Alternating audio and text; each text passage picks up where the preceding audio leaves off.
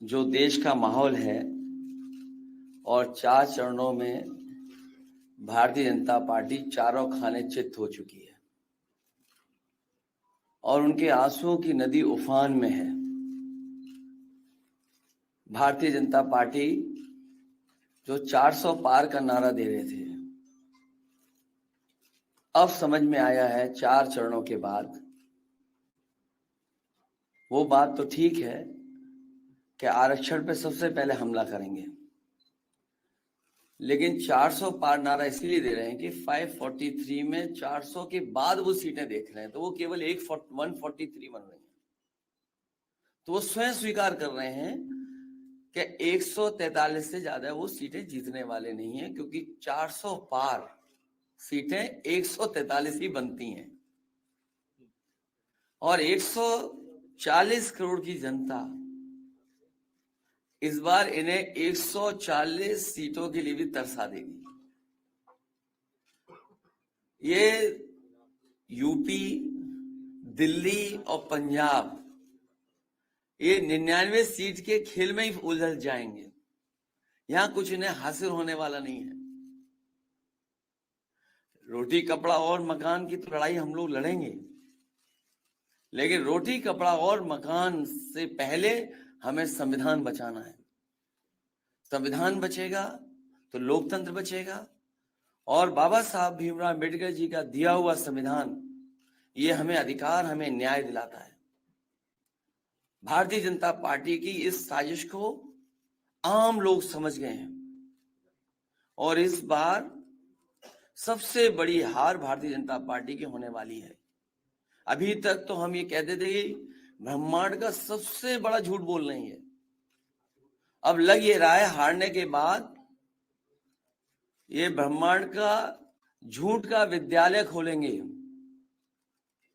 University खोलेंगे और vice chancellor और डीन पहले से ही रिटायर होकर के वहां अपने आप नियुक्त हो जाएंगे। इसलिए देश को बचाने के लिए आदरणीय अरविंद केजरीवाल जी आए हैं, हम लोग का सहयोग और मदद करने के लिए आए हैं। मैं इनका धन्यवाद देता हूं और आप पार्टी, इंडिया गठबंधन, समाजवादी पार्टी, हम सब मिलकर के भारतीय जनता पार्टी को हटाने जा रहे हैं।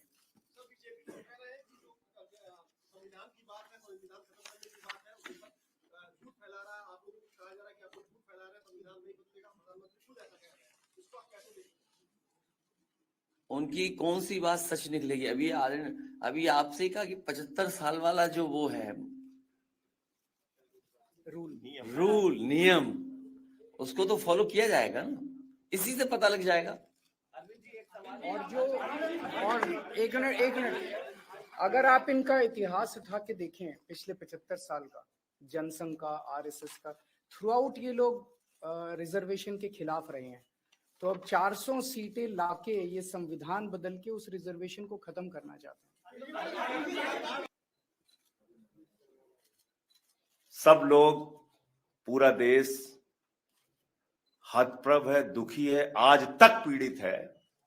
मणिपुर के अंदर एक कारगिल योद्धा की पत्नी को निर्वस्त्र करके घुमाया गया, सैकड़ों महिलाओं के साथ दरिंदगी हुई, भारत के प्रधानमंत्री खामोश रहते हैं।